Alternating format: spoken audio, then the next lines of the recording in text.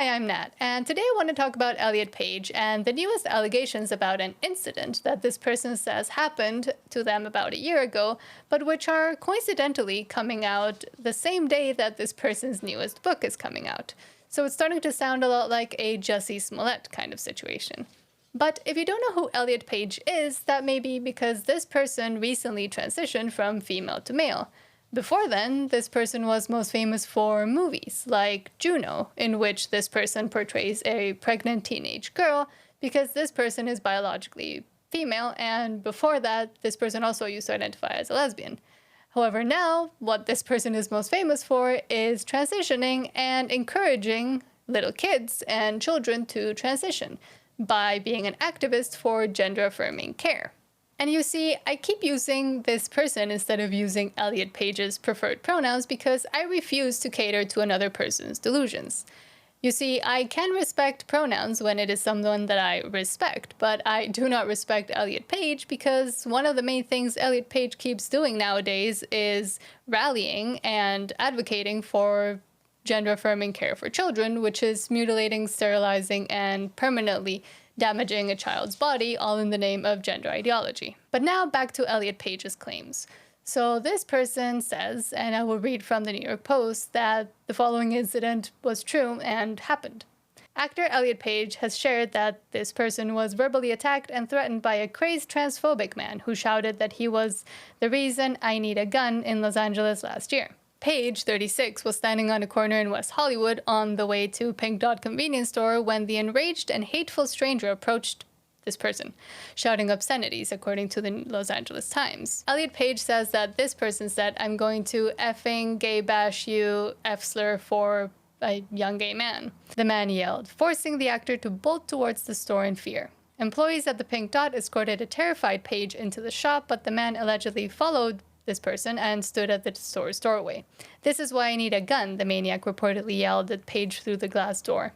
And you see, this is, I think, Elliot Page's #1 mistake, because no enraged, crazed man will be so specific to say, "I'm going to gay bash you." That is a very specific thing to say. But the second error comes in the fact that this is happening in West Hollywood, which is the gayest part of Los Angeles. It is completely full of gay bars, full of really accepting people, and it's been that way for years and years and years. And not only that, but this is happening in Los Angeles, which is already a very progressive, gay-friendly city, which is happening in also California, which is the most progressive blue state that the United States has, maybe other than Seattle, where people have just gone off the rails. But Elliot Page would know this because, and I watched this damn show that this person, Elliot Page, made with one of this person's best friends, where they went to cities across America to see how gay-friendly to take a vacation it would be, and then they went all over the world. And again, I know Elliot Page pretty well because I used to follow this person's work, and in that television series, Elliot Page made a point of saying that Los Angeles was one of the most welcoming and friendly states in the United States and that it was a great place to live.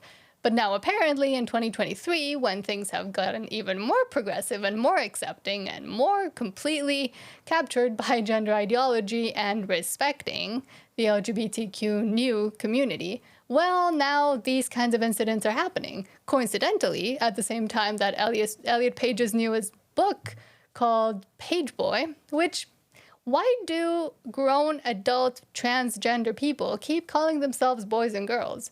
I mean, Elliot Page is 36, we just read, and Dylan Mulvaney is 26. Dylan Mulvaney being the trans influencer that Bud Light, in all of their wisdom, hired to pretend to drink beer as a girl, because that is what Dylan Mulvaney claims that Dylan Mulvaney is, rather than an effeminate gay man that is profiting off of his new transgender status, even though he probably hasn't even gone on hormones or done any real surgery to help with his apparent gender dysphoria. But back to Elliot Page. So as we saw in 2019, Jussie Smollett, a black gay man, claimed that two strangers at 2 a.m. in Chicago, Illinois, came up to him and started to yell slurs at him and called him all kinds of words, and the N-word and the F-word that apparently Elliot Page was also called, and that they said that this is MAGA country and you gotta get out, and they had a bottle of bleach and a noose, apparently, or something that looked like a noose, and they were chasing him down, and this whole thing became very talked about in Hollywood. And even Elliot Page went on to, I don't really remember what late night TV show it was, but went on to say how Elliot Page really supported Jussie Smollett because this is terrible that it's happening in America. It might be where Elliot Page got the idea for this new promotional campaign for their new book. We have a media that's saying it's a debate whether or not what just happened to Jussie Smollett is a hate crime. It's absurd. This isn't a debate. I agree. Sorry, I'm like, not at all. I'm like really fired up tonight. This is how you have to be fired up. It feels impossible to not feel this way right now. But a lot of celebrities came out in support of Jussie Smollett and how can this happen in America? And then it turned out that Jussie Smollett himself had hired 2 black Nigerian men, one of whom was his personal trainer, to follow him around and pretend to attack him in the name of MAGA, because they yelled, "This is MAGA country." So it was supposed to be like a right-wing Donald Trump attack on him, but turned out that it was just 2 black men that he hired to pretend to assault him and accost him. And this was because at the time he was renegotiating his TV show's contract for Empire, the TV show he was on.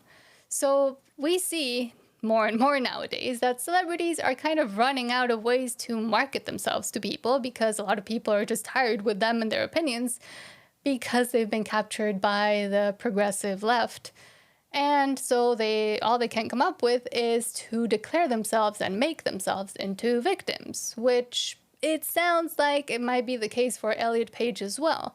Because, again, how does an attack like this happen in West Hollywood? And there's another theory coming up that me living in Vancouver can maybe attest to it being true as well, which is maybe a homeless person in a drug-fueled rage just came up to the first person that they saw that this person kind of looks like an effeminate gay man, and started yelling at them. And then the crazed man will say he needs a gun because that's what crazed people do. Believe me, I've been yelled at multiple times for no reason at all, just living and existing on a street in downtown Vancouver, which is also a very accepting and progressive and tolerant place. And this is because there's a huge drug epidemic going on in these big progressive cities because people don't know how to manage it, but that's a whole other story.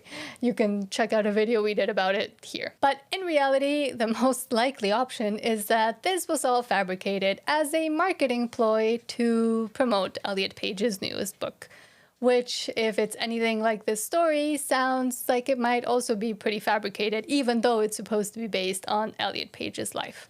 But if you really want to, you'll just have to read it yourself. Otherwise, Elliot Page, we need a little bit more evidence other than you saying that it happened, because it's a very beautiful, perfect scenario, so much so that it seems a little bit enhanced, just like Jussie Smollett's story was. But for now, thank you for watching, and I hope you have a great rest of your day.